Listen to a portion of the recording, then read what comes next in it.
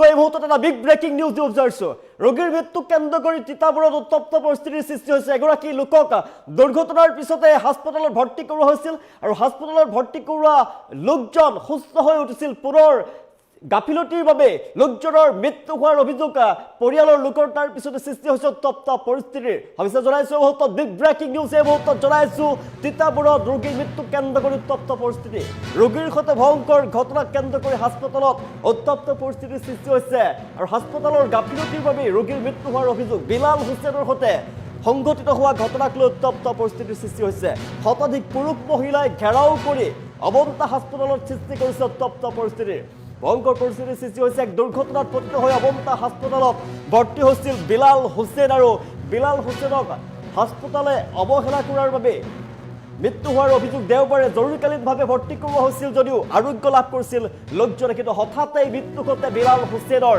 আৰু হঠাতে মৃত্যু হোৱাৰ পিছত এতিয়া পৰিয়ালৰ ফালৰ পৰা অভিযোগ উত্থাপন কৰা হৈছে চিকিৎসালয় গাফিলতি কৰাৰ ফলতেই লোকজনৰ মৃত্যু হৈছে ইয়াৰ পিছতে সৃষ্টি হৈছে উত্তপ্ত পৰিস্থিতি চিকিৎসালয়ৰ চৌহদতে উত্তপ্ত পৰিস্থিতি মৃত্যু হোৱাৰ পিছতো মৃতদেহ ভেণ্টিলেশ্যনত ৰখাৰ অভিযোগ উত্থাপন কৰিছে পৰিয়ালৰ ফালৰ পৰা চিকিৎসালয়ত টকাৰ বাবে মৃত্যুৰ পিছতো ভেণ্টিলেশ্যনত ৰখাৰ অভিযোগ উত্থাপন হৈছে তাৰ পিছতে উত্তপ্ত পৰিস্থিতিৰ সৃষ্টি হোৱা দেখিবলৈ পোৱা গৈছে আমি দৃশ্যাংশ দেখুৱাই আছোঁ দেওবাৰে জৰুৰীকালীনভাৱে চিকিৎসালয়ত ভৰ্তি কৰোৱা হৈছিল আৰু তাৰ পিছতে আৰোগ্য লাভ কৰিছিল দুৰ্ঘটনাত পতিত হৈ পৰিছিল লোকজন দুৰ্ঘটনাত পতিত হৈ পৰিছিল বিলাল হুছেইন নামৰ লোকজন আৰু বিলাল হুছেইনে দুৰ্ঘটনা সংঘটিত হোৱাৰ পিছতে বিলাল হুছেইনক চিকিৎসালয়ত ভৰ্তি কৰোৱা হৈছিলে আৰু চিকিৎসালয়ত ভৰ্তি কৰোৱা অৱন্তা হস্পিটেলত ভৰ্তি কৰোৱা বিলাল হুছেইন সুস্থ হৈ উঠিছিলে তাৰ পিছতে মৃত্যু হোৱাৰ পিছতো বিলাল হুছেইনৰ নামৰ যিগৰাকী লোক সেই লোকজনক ভেণ্টিলেশ্যনত ৰখাৰ অভিযোগ উত্থাপন কৰিছে পৰিয়ালৰ ফালৰ পৰা চিকিৎসালয়খনে অৱহেলা কৰিছিলে চিকিৎসালয়ৰ গাফিলতিৰ বাবে অৱহেলাৰ বাবে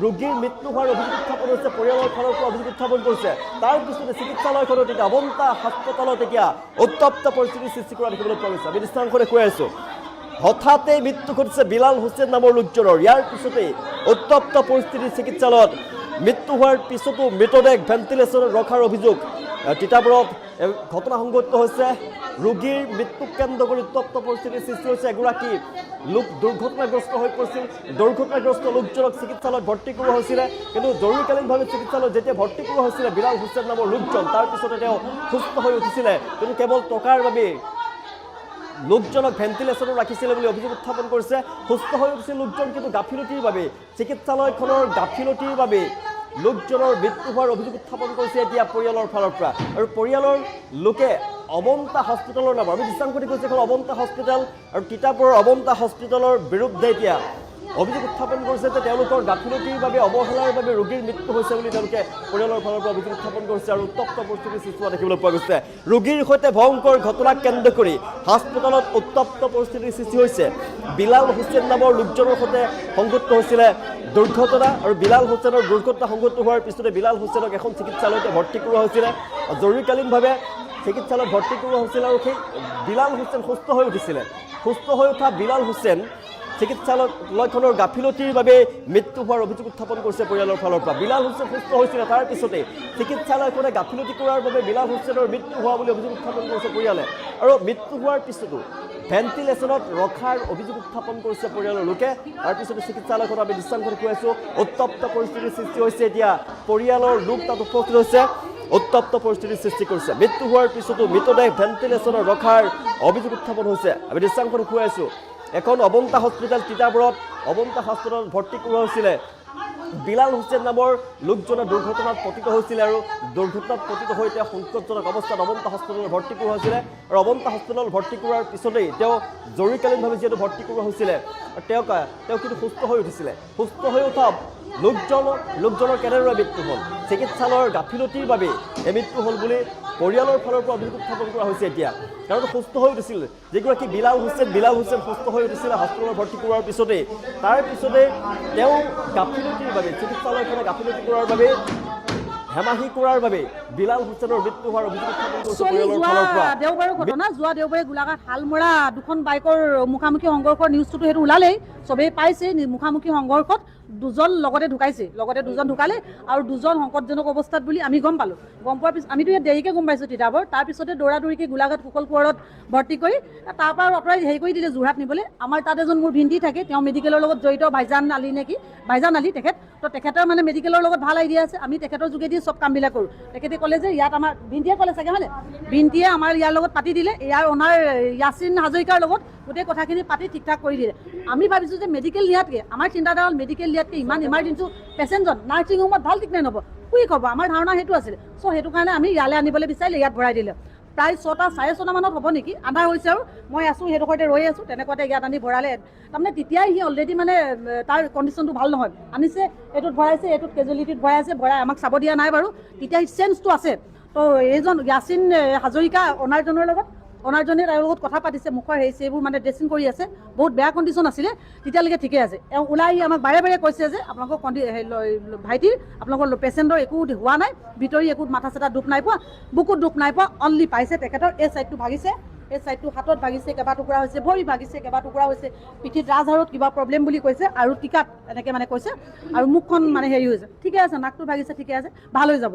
আমি চেলেঞ্জ কৰি লৈছোঁ যে আমি ভাল কৰিমেই, তেওঁ ভালকৈ বিলাল হুছেইনক ভাল কৰিয়ে পঠিয়াম।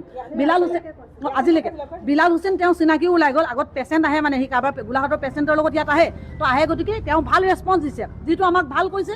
য়াচিনে যিটো কৈছে মই ভাল বুলিয়ে ক'ম, বেয়া বুলি কেতিয়াও নকওঁ। সেই সময়লৈকে আগ মুহূৰ্তলৈকে আমি যেতিয়া ইয়াত আছোঁ, সি উঠিছে, বহুৱাইছে, তাৰ ককায়েক, আমি গোটেই ফেমিলি আছোঁ, তাক বহুৱাইছে, উঠিছে, ককায়েকক মাতিছে, কোনোবা লগৰ এটাক 20 টকা এটা বিচাৰিছে পেকেট খাবৰ কাৰণে, সেইবোৰ চব আছে ইয়াতে, গোটেইখিনি ল'ৰাই ইয়াত আছে, সেইখিনিলৈকে ঠিকে আছে। তাৰপিছত 11:30 আমি চব ঘূৰা-ঘূৰি হ'লোঁ।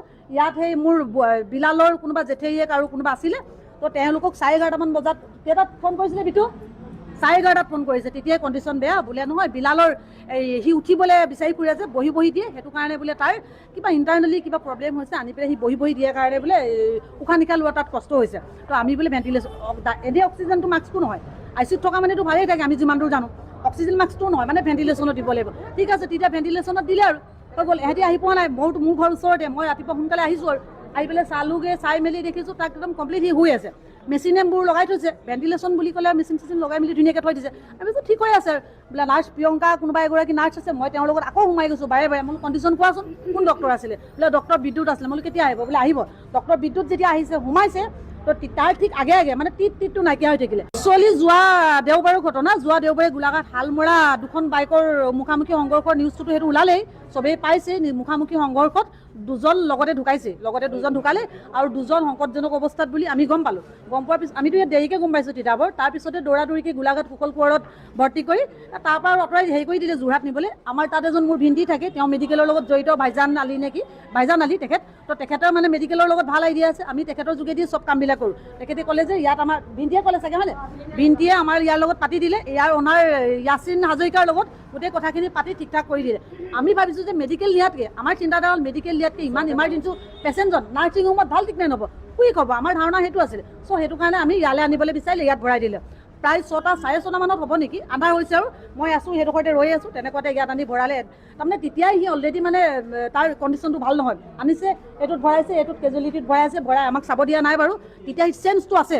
তো এইজন য়াচিন হাজৰিকা অনাৰজনৰ লগত, অনাৰজনে তাৰ লগত কথা পাতিছে, মুখৰ হেৰি এইবোৰ মানে ড্ৰেছিং কৰি আছে, বহুত বেয়া কণ্ডিশ্যন আছিলে, তেতিয়ালৈকে ঠিকে আছে। এওঁ ওলাই আহি আমাক বাৰে বাৰে কৈছে যে আপোনালোকৰ ভাইটিৰ, আপোনালোকৰ পেচেণ্টৰ একো হোৱা নাই, ভিতৰি একো মাথা চাথা দুখ নাই পোৱা, বুকুত দুখ নাই পোৱা, অনলি পাইছে তেখেতৰ এই ছাইডটো ভাগিছে, এই ছাইডটো হাতত ভাগিছে, কেইবা টুকুৰা হৈছে, ভৰি ভাগিছে, কেইবা টুকুৰা হৈছে, পিঠিত ৰাজহাড়ত কিবা প্ৰব্লেম বুলি কৈছে, আৰু টিকাত এনেকৈ মানে কৈছে, আৰু মুখখন মানে হেৰি হৈছে, ঠিকে আছে, নাকটো ভাগিছে, ঠিকে আছে, ভাল হৈ যাব। আমি চেলেঞ্জ কৰি লৈছোঁ যে আমি ভাল কৰিমেই, তেওঁ ভালকৈ বিলাল হুছেইনক ভাল কৰিয়ে পঠিয়াম। বিলাল হুছেইন আজিলৈকে, বিলাল হুছেইন তেওঁ চিনাকিও ওলাই গ'ল, আগত পেচেণ্ট আহে, মানে সি কাৰোবাৰ গোলাঘাটৰ পেচেণ্টৰ লগত ইয়াত আহে, তো আহে, গতিকে তেওঁ ভাল ৰেছপঞ্চ দিছে, যিটো আমাক ভাল কৈছে। য়াচিনে যিটো কৈছে মই ভাল বুলিয়ে ক'ম, বেয়া বুলি কেতিয়াও নকওঁ। সেই সময়লৈকে আগ মুহূৰ্তলৈকে আমি যেতিয়া ইয়াত আছোঁ, সি উঠিছে, বহুৱাইছে, তাৰ ককায়েক, আমি গোটেই ফেমিলি আছোঁ, তাক বহুৱাইছে, উঠিছে, ককায়েকক মাতিছে, কোনোবা লগৰ এটাক 20 টকা এটা বিচাৰিছে পেকেট খাবৰ কাৰণে, সেইবোৰ চব আছে ইয়াতে, গোটেইখিনি ল'ৰাই ইয়াত আছে, সেইখিনিলৈকে ঠিকে আছে। তাৰপিছত 11:30 আমি চব ঘূৰা-ঘূৰি হ'লোঁ। ইয়াত সেই মোৰ বিলালৰ কোনোবা জেঠেৰীয়েক আৰু কোনোবা আছিলে, তো তেওঁলোকক 11:30 বজাত কেইটাত ফোন কৰিছিলে, বিটু 4:11টাত ফোন কৰিছে, তেতিয়াই কণ্ডিশ্যন বেয়া বোলে। নহয় বিলালৰ সি উঠিবলৈ বিচাৰি ফুৰে যে বহি বহি দিয়ে, সেইটো কাৰণে বোলে তাৰ কিবা ইণ্টাৰনেলি কিবা প্ৰব্লেম হৈছে, আনি পেলাই সি বহি বহি দিয়াৰ কাৰণে বোলে উশাহ নিশাহ লোৱা তাত কষ্ট হৈছে। তো আমি বোলে ভেণ্টিলেশ্যন এনেই অক্সিজেনটো মাস্কটো নহয়, ICUত থকা মানেতো ভালেই থাকে, আমি যিমান দূৰ জানো।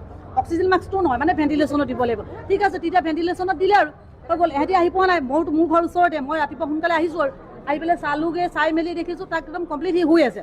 মেচিনেবোৰ লগাই থৈছে, ভেণ্টিলেশ্যন বুলি ক'লে মেচিন চেচিন লগাই মেলি ধুনীয়াকৈ থৈ দিছে। আমি কৈছোঁ ঠিক হৈ আছে বোলে। নাৰ্ছ প্ৰিয়ংকা কোনোবা এগৰাকী নাৰ্ছ আছে, মই তেওঁৰ লগত আকৌ সোমাই গৈছোঁ বাৰে বাৰে। মই কণ্ডিশ্যন কোৱাচোন, কোন ডক্টৰ আছিলে? বোলে ডক্টৰ বিদ্যুৎ আছিলে। মই কেতিয়া আহিব? বোলে আহিব। ডক্টৰ বিদ্যুৎ যেতিয়া আহিছে সোমাইছে, তো তাৰ ঠিক আগে আগে মানে টিটটো নাইকিয়া।